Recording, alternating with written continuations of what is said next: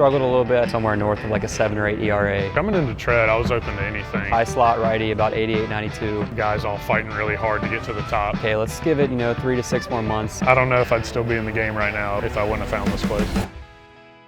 As far as performance, he was in his second year of pro ball. He was with the Tigers. Really tried to, be that like north-south, carry the four seam, throw a curveball. 88-92 righty, 2021. Struggled a little bit. Ultimately, that led to him getting released in 21, just a few weeks after he decided to sign up for Tread. I mean, the biggest goal for me was definitely going to be velocity, just being able to throw it harder and kind of seeing what kind of profiles we were going to end up with once we changed the arm slot a little bit. Mechanically, he was in a little bit of a rough spot. He was naturally kind of a 3/4 guy. You could tell it looked very forced, pretty pushy. Velo was bad and the shapes were inconsistent. So we decided basically the first thing was to kind of fix the arm. So initially we started working on some plyo balls, drills and catch play, stuff like that. And he naturally just felt better from a slightly lower slot. When I was over the top, the velo was anywhere from 86 to 90. And once we changed the arm slot and dropped it down a little, arm became a little more whippy and kind of velo came a lot easier than it had before. Ended up throwing a bullpen probably